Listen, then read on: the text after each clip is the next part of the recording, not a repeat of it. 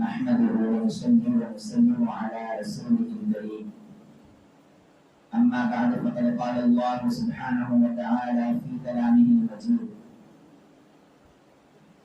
أعوذ بالله من الشيطان الرجيم بسم الله الرحمن الرحيم الله نور السماوات والأرض مثل نوره كمشكاة فيها مصباح المصباح في زجاجة الزجاجة كأنها كوكب دري يوقد من شجرة مباركة زيتونة لا شرقية ولا غربية يكاد زيتها يضيء ولو لم تمسسه نار نور على نور يهدي الله لنوره من يشاء ويضرب الله الأمثال للناس والله بكل شيء عليم صدق الله العظيم. وقال تعالى في شأن حبيبه إن الله وملائكته يصلون على النبي يا أيها الذين آمنوا صلوا عليه وسلموا تسليما اللهم صل على سيدنا وشفيعنا ونبينا وحبيبنا ومولانا محمد وعلى آله وأصحابه وبارك وسلم اللهم صل على سيدنا ومولانا محمد النبي الأمي وعلى آل سيدنا ومولانا محمد النبي الأمي الذي قرنت البركة بذاته ومحياه وتعطرت العوالم بطيب ذكره وإياه. السلام علیکم ورحمۃ اللہ وبرکاتہ. حضور سیدی و مولائی دامت برکاتہ العالیہ، حاضرین کرام، پردہ نشین ماں بہنوں، اللہ تعالیٰ کا فضل و کرم ہے کہ اس نے ہم کو حضور اکرم صلی اللہ علیہ وسلم کی امت میں پیدا فرمایا. اللہ نے ہم کو آج تک زندہ رکھا. ہمارے عقائد و اعمال کی اصلاح کے لیے اللہ تبارک و تعالیٰ نے قرآن و حدیث جیسی نعمتوں سے مالا فرمایا. اور آج اللہ تبارک و تعالیٰ نے ہم کو ایسے خوش نصیب بندوں میں شامل فرمایا جو اس کے محبوب محمد رسول اللہ صلی اللہ علیہ وسلم کی ولادت منا رہے ہیں. اللہ کرے کہ اللہ ہماری اس مجلس کو قبول فرمائے، ہمارے گناہوں کا کفارہ بنائے اور ہمارے لیے مغفرت اور نجات کا وسیلہ بنائے، آقا صلی اللہ علیہ وسلم کی شفاعت کا ذریعہ بنائے. تھوڑی دیر آپ ادھر توجہ کیجیے کیونکہ ہم آئے ہیں کچھ سننے کے لیے، تو کچھ سننے کے لیے آئے ہیں، کچھ سننے کی طرف ہماری توجہ ہونا چاہیے. کوئی فون میں ہے، کسی کا فون آیا تو باہر اٹھ کے چلے جا رہے. آئے مجلس میں کیوں کہ باہر ہی جانا ہے تو کوئی بیٹھ کے بات کر رہے. مجلس کے آداب ہوتے ہیں، ہم ایسی ویسی مجلس میں نہیں ہے، سرکار دو عالم کی ذکر کی مجلس ہے. اتنا سی بے ادبی بھی یہاں ہمارا ایمان کا خسارہ ہوگا. لہٰذا پورے توجہ کے ساتھ سنیے کیا بات آپ کو بتائی جا رہی ہے، کیا بات بتائی جا رہی ہے. پوری توجہ کے ساتھ اپنے دل کو حاضر رکھتے ہوئے، اپنے کانوں کو سامنے رکھتے ہوئے سننا ہے. قرآن مجید کیا کہتا ہے؟ قرآن میں اسی کے لیے ہدایت ہے جو اپنے دل کو سامنے رکھ کے، اپنے کانوں کو سامنے رکھ کے نصیحت کی بات سنتا ہے. دل کاکی ہے ہمارا، کان کاکی ہے، خالی برائے نام بیٹھے تو کوئی بات ہمارے پلے پڑنے والی نہیں ہے.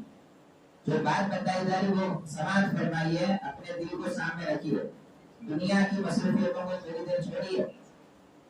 حضور اکرم صلی اللہ علیہ وسلم کا ذکر کرنے کے لیے آپ اور ہم یہاں پر جمع ہیں. یاد رکھیے ہر کوئی میلاد النبی جو مناتا ہے تو الگ الگ نام سے مناتا ہے. کوئی یہ کہہ کر منا رہا ہے کہ نبی کا میلاد ہوا، کوئی یہ کہہ کر منا رہا ہے کہ رسول دنیا میں پیدا ہوئے، کوئی یہ کہہ کر منا رہا ہے کہ حضور صلی اللہ علیہ وسلم کی سیرت کو لوگوں کے اندر بیان کرنا ہے. لیکن ہمارے دادا پیر سرکار مولوی شاہ صاحب قبلہ رضی اللہ تعالیٰ عنہ، انہوں نے اس مجلس کا کیا نام رکھا؟ یہ مجلس کے اصل فاؤنڈر، اصل بانی، اصل سرپرست اور اصل روح رواں آپ ہے. آپ نے اس کا کیا نام رکھا؟ ظہور نور. یہ عنوان کو اگر ہم سمجھ جائیں گے تو ہماری زندگی کا مقصد ہمارے ہاتھ میں آ جائے. اگر یہ خالی عنوان کو سمجھ جائے کہ ظہور نور اس کا عنوان کیوں رکھا گیا، میلاد النبی رکھنا تھا، میلاد مصطفیٰ بولنا تھا، محفل میلاد بولنا تھا، کوئی اور نام سے یاد کرنا تھا، لیکن ہمارے سلسلے کی یہ خاصیت ہے کہ جہاں کہیں ہمارے سلسلے کا میلاد النبی کا جلسہ ہوتا ہے وہاں پر یہ عنوان ہوتا ہے ظہور نور، نور کا ظاہر ہونا۔ ظہور کہتے ہیں اپیئر ہونا، ظاہر ہونا۔ جو نور چھپا ہوا تھا وہ نور 12 ربیع الاول کو ظاہر ہوا۔ حضور اکرم صلی اللہ علیہ وسلم کے 2 مرتبے، 2 شان ہیں، 2 الگ الگ مرتبے۔ ایک آپ دنیا میں پیدا ہونے سے پہلے کی آپ کی زندگی ہے، ایک دنیا میں آپ کے پیدا ہونے کے بعد کی زندگی۔ دنیا میں پیدا ہونے سے پہلے کی جو آپ کی زندگی ہے وہ کب سے ہے؟ اس وقت سے ہے جبکہ کوئی وقت بھی ابھی نہیں تھا۔ اللہ تبارک و تعالی نے سب سے پہلے جس کو پیدا کیا وہ محمد رسول اللہ صلی اللہ علیہ وسلم کے نور کو پیدا کیا، لیکن دنیا میں بھیجا نہیں۔ یہ جو آپ کو اللہ نے پیدا کیا یہ آپ کے نور والا مرتبہ تھا۔ یہ کون سا مرتبہ تھا بولیے؟ آپ کا نور والا مرتبہ ہے، یہ نور والا مرتبہ تھا۔ اللہ کو ارادہ ہوا کہ اس نور کو دنیا میں ظاہر کیا جائے، اس نور کو جو آدم علیہ السلام سے بھی پہلے پیدا ہو چکا تھا، وہ نور جو ساری کائنات سے پہلے پیدا ہو چکا تھا، وہ نور جو جنت و دوزخ فرشتوں اور جنوں سے پہلے پیدا ہو چکا تھا۔ اللہ کا ارادہ ہوا کہ میں اب اس نور کو دنیا کے اندر ظاہر کروں، تو اللہ تبارک و تعالی نے حضرت سیدنا عبداللہ رضی اللہ عنہ اور حضرت سیدتنا آمنہ رضی اللہ تعالی عنہا کے ذریعے سے اللہ تبارک و تعالی نے اس نور کا ظہور دنیا میں فرمایا۔ جب اس نور کا ظہور ہو گیا 12 ربیع الاول کو، وہ نور انسانی شکل میں جب پیدا ہو گیا تو اب یہاں سے حضور کا دوسرا مرتبہ شروع ہوتا ہے جس کو بشر کہتے ہیں، بشریت کہتے ہیں۔ تو پہلا مرتبہ حضور کا کیا ہے؟ نورانیت ہے۔ کیا مرتبہ ہے؟ نورانیت والا مرتبہ ہے۔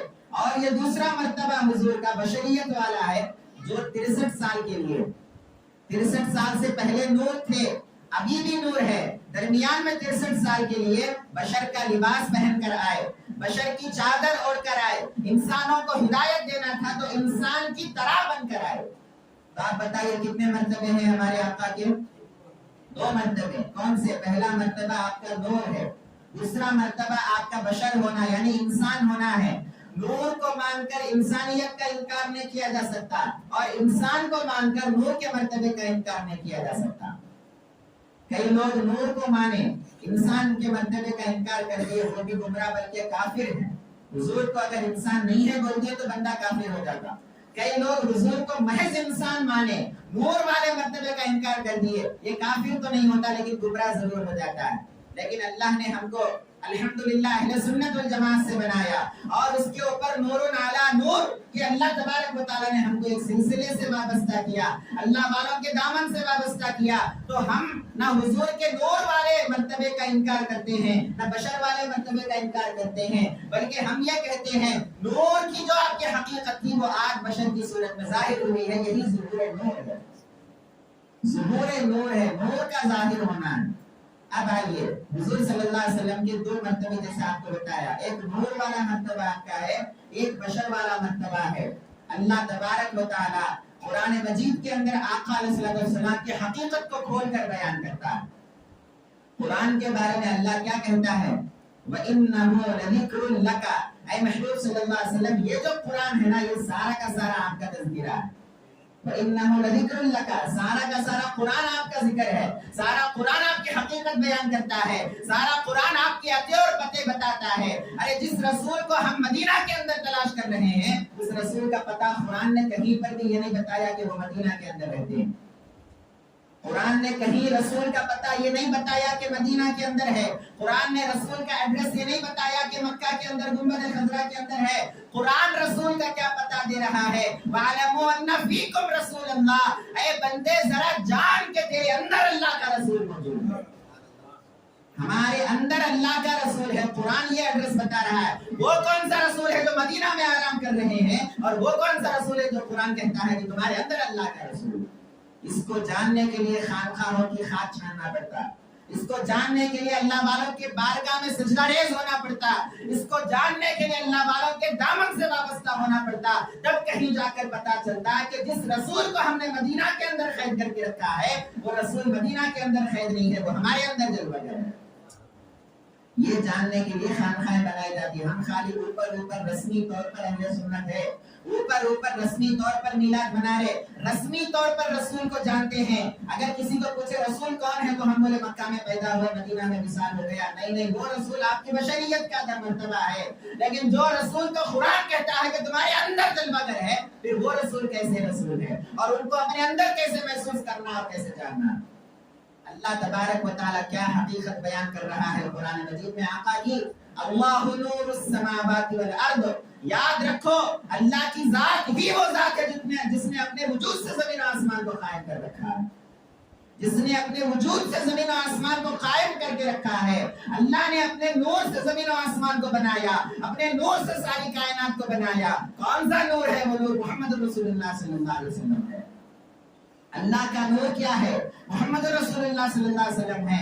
اب حضور کی حقیقت کو بیان کیا جا رہا ہے۔ مثل نورہ کمشکاۃ فیہا مصباح، ارے میرے محبوب کو جاننا چاہتے ہو تو دیکھو میرے محبوب کی مثال ایسی ہے جیسے کہ ایک تابدان ہے جس کے اندر ایک روشن چراغ رکھا ہوا ہے۔ وہ دنیا کا تابدان ہے، وہ عالمین کا تابدان ہے، وہ عالم ارواح کا تابدان ہے، وہ دنیا عالم شہادت کا تابدان ہے، وہ عالم برزخ کا تابدان ہے۔ یہ ساری کائنات کو اللہ تعالیٰ جیسا کہ ایک تابدان جس کے اندر کتابیں وغیرہ رکھی ہوئی ہوتی ہے، پرانے زمانے میں یہ الیکٹریسٹی نہیں تھی تو دیواروں کے اندر چراغ رکھنے کے لیے ایک چھوٹا سا خانہ بناتے تھے، اس کو عربی میں مشکات کہتے ہیں۔ اللہ کہتا ہے مثل نورہ کمشکاۃ فیہا مصباح، ارے میرے نور کی مثال دیکھنا چاہتے ہو، میرے نور کی حقیقت جاننا چاہتے ہو، میرے محبوب کون ہے جاننا چاہتے ہو تو دیکھو میں نے سارے عالمین کے تابدان کے اندر میرے محبوب کا چراغ روشن کر دیا۔ اب یہ سارا عالم کس سے روشن ہے؟ میرے محبوب سے روشن، میرے محبوب کے نور سے روشن ہے۔ مثل نورہ کمشکاۃ فیہا مصباح، یہ سارا عالم جو تابدان اللہ تعالیٰ بنا دیا ہے، اس کے اندر اللہ نے ایک چراغ رکھ دیا، اس چراغ کا نام محمد رسول اللہ صلی اللہ علیہ وسلم۔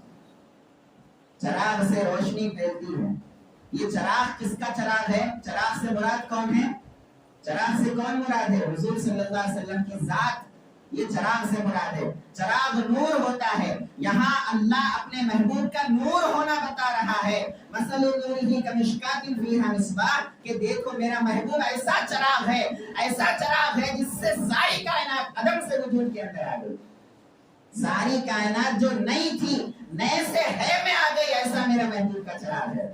اللہ تبارک و تعالیٰ نے سارے کائنات کو جو روشن کیا ہے، نئے سے ہے میں لایا ہے، عدم سے وجود میں لایا ہے، ساری کائنات کو جو پیدا کیا ہے اللہ تبارک و تعالیٰ، یہ ساری کائنات اندھیرے کے اندر تھی، یہ کائنات جو ظاہر ہو رہی ہے یہ اس نور کا فیضان ہے جو ساری کائنات میں نظر آ رہا ہے۔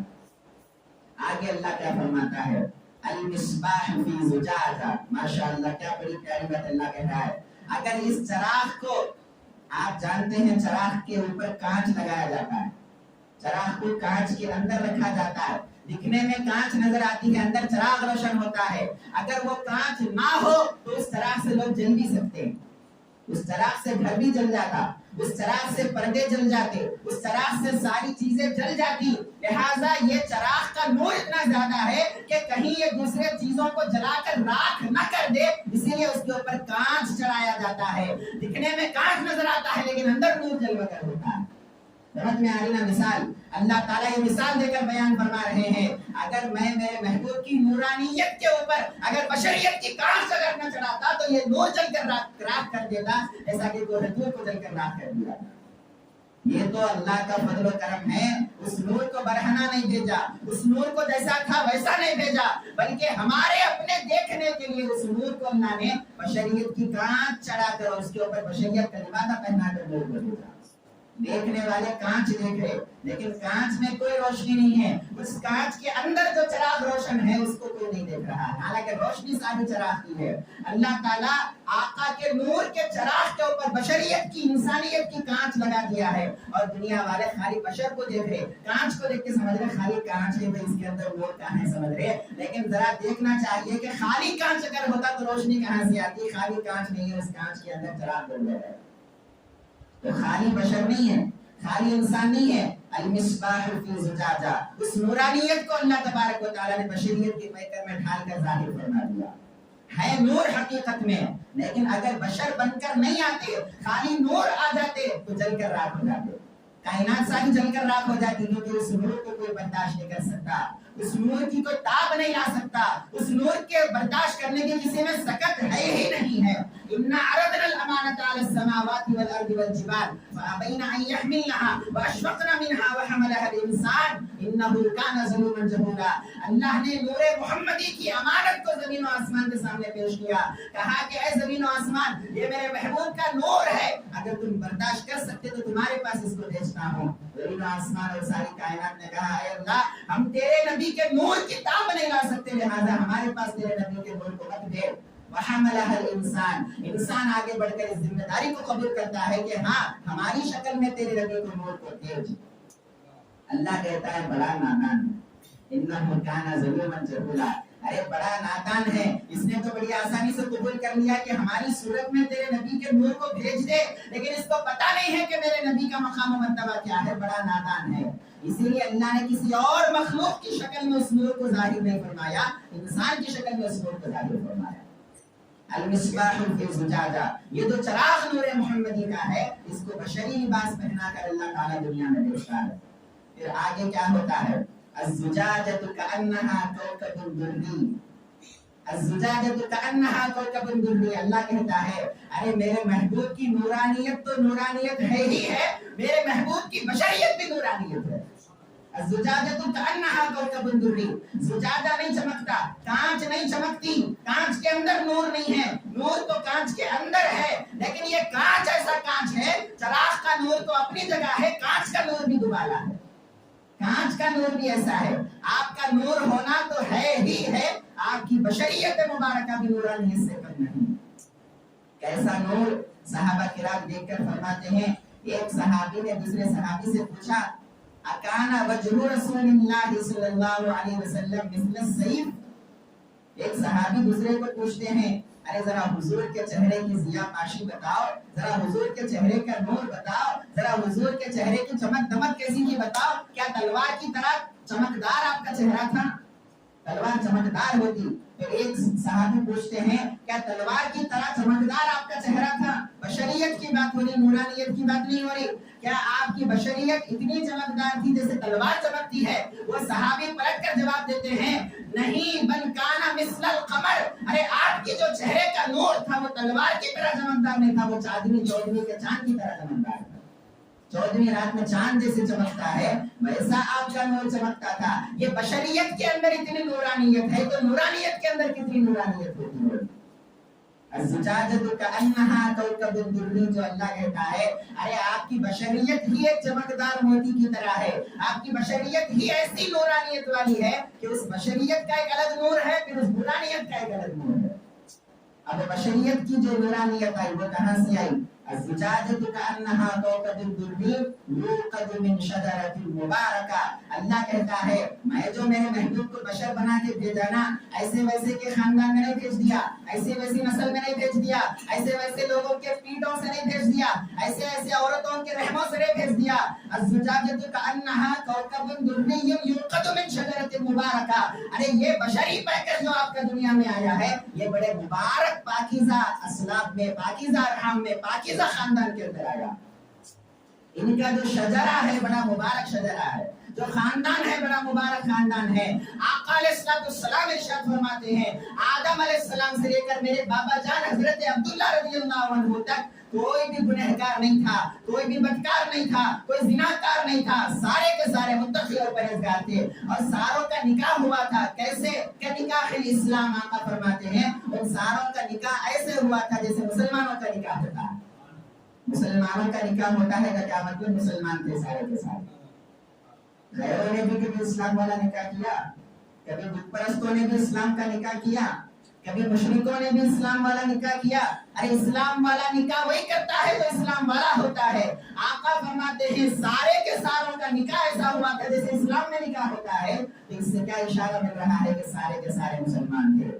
اللہ تعالیٰ حضور کے نسب مبارک کی پاکیزگی بیان کرتے ہوئے کہتا ہے یوقد من شجرۃ مبارکہ. ارے یہ جو آپ کی بشریت ہے یہ کہاں سے پیدا ہو رہی ہے؟ یہ ایک مبارک شجر سے پیدا ہو رہی ہے. سارا کا سارا آپ کا خاندان کا جو شجرہ ہے یہ بڑا مبارک ہے. شجرۃ مبارکۃ زیتونۃ. نہ صرف یہ کہ مبارک ہے بلکہ ایمان والے بھی ہیں. زیتونۃ کا اشارہ ایمان کی طرف ہے. اللہ تعالیٰ کیا فرمانا چاہتے؟ خبردار کہیں میرے محبوب کے باپ داداؤں میں سے کسی کو کافر نہ سمجھنا.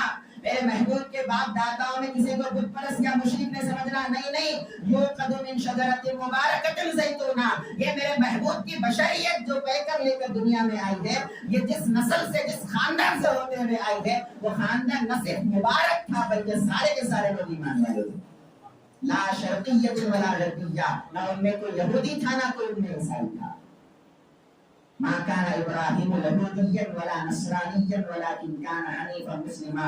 قرآن کہتا ہے ابراہیم علیہ السلام نہ نصرانی تھے نہ یہودی تھے نہ عیسائی تھے نہ یہودی تھے بلکہ وہ تو مسلمان تھے.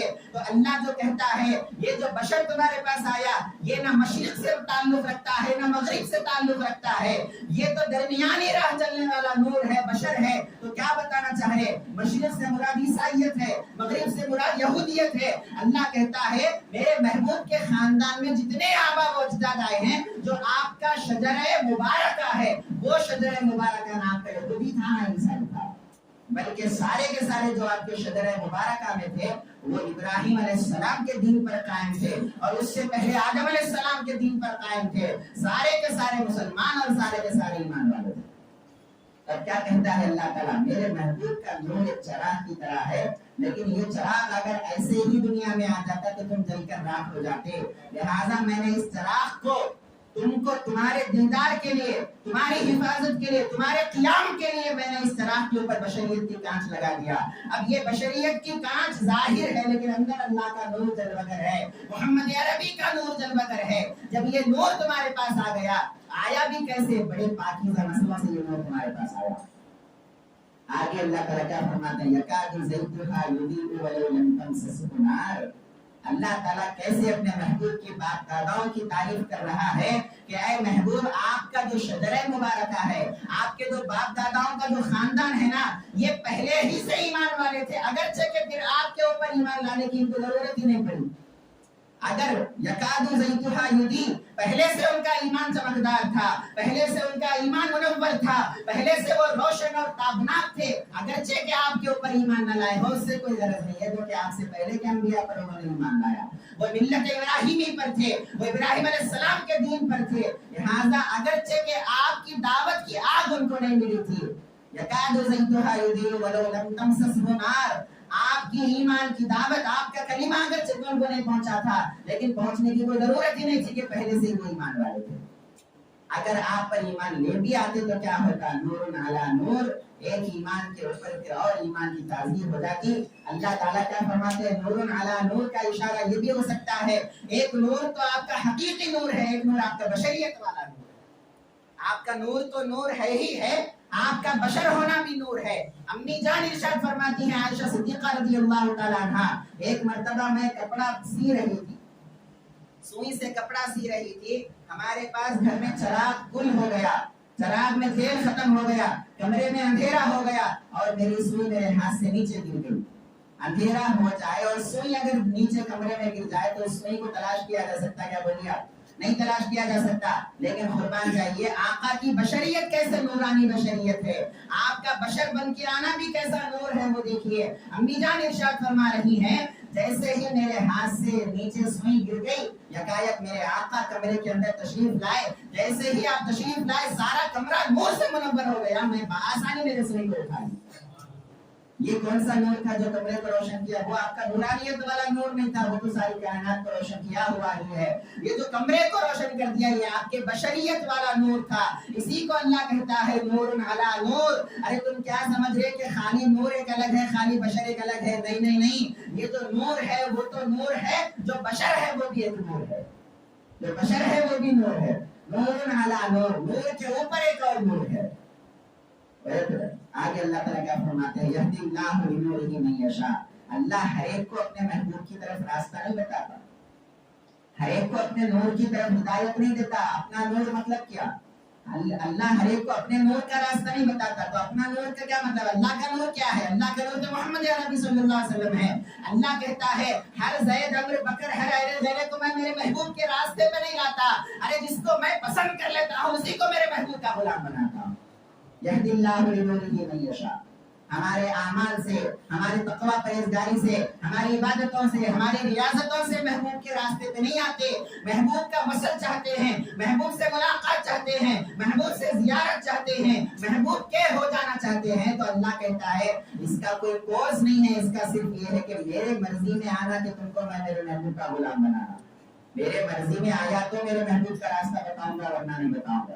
اللہ کی مرضی میں آنا کہ یہ بندے کو میرے محبوب کا راستہ بتایا جائے۔ یہدی اللہ لنورہ من یشاء، اللہ جس کو چاہتا ہے، اس کے منشا میں، جس کے علم میں، اس کے علم میں جس کے تعلق سے آتا ہے کہ یہ اس کو میرے محبوب کا راستہ بتانا چاہیے، اللہ اسی کو اپنے محبوب کے پتے بتا کر اپنے محبوب تک اس کو پہنچاتا ہے۔ یہدی اللہ لنورہ من یشاء، آگے اللہ فرماتا ہے وَيَضْرِبُ اللَّهُ الْأَمْثَالَ لِلنَّاسِ، یہ جو اللہ تعالیٰ مثال بیان کرتا ہے یہ آپ کے سمجھانے کے لیے مثال بیان کرتا ہے۔ نورانیت کو سمجھانے کے لیے چراغ کی مثال بیان کیا، بشریت کو سمجھانے کے لیے اس چراغ کے اوپر آنے والے کانچ کی مثال دیا، آقا علیہ السلام کے آبا و اجداد کی پاکیزگی بیان کرنے کے لیے شجرہ مبارکہ پاکیزہ درخت کی مثال دیا۔ یہ ساری مثالیں اللہ کی بیان کرتا ہے تاکہ تم کو سمجھ آ جائے۔ یہ تو اس کا ظاہری معنی، وَيَضْرِبُ اللَّهُ الْأَمْثَالَ لِلنَّاسِ کا ظاہری معنی یہ ہے، لیکن اس کا باطنی معنی کیا ہے؟ اللہ والوں کے نظر میں امثال کس کو کہتے ہیں؟ اللہ کے علاوہ کائنات میں جو بھی ہم کو نظر آ رہا ہے اس کو اللہ والے امثال بولتے ہیں۔ یہ شے کوئی اپنے اندر حقیقت نہیں رکھتی، اپنا کوئی ایگزسٹنس نہیں رکھتی، اپنا کوئی وجود نہیں رکھتی، اللہ تعالیٰ اپنے وجود سے اور محبوب کے نور سے اس مثالوں کو ظاہر کر رہا ہے۔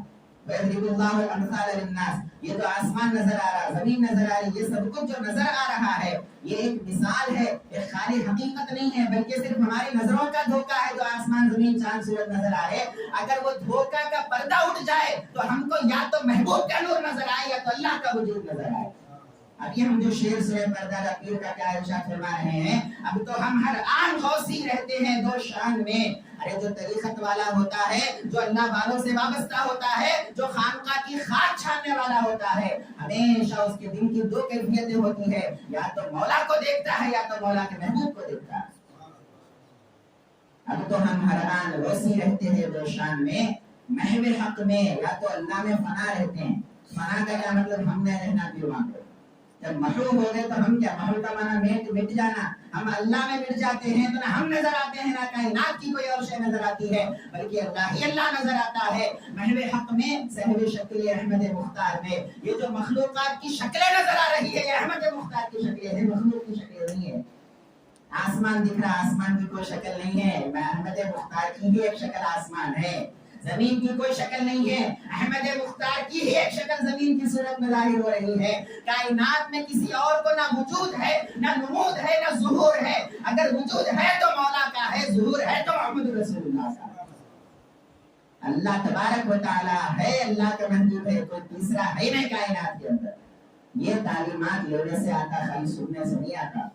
آپ کو سننے میں اتنا مزہ آ رہا ہے، ذرا آپ سوچیں کہ اگر آپ ذوالفقار کی صحبتوں میں، آپ کے قدموں میں بیٹھ کر اگر آپ یہ تعلیمات لیں گے کہ کیسے مولا تعالیٰ کا وجود ساری کائنات میں ہے اور کیسے محمد رسول اللہ کا ظہور اور نور ساری کائنات میں ہے، اس کو اپنے اندر محسوس کریں گے، اس کو اپنا حال بنائیں گے، تو دیکھو پھر کیا عالم ہوگا۔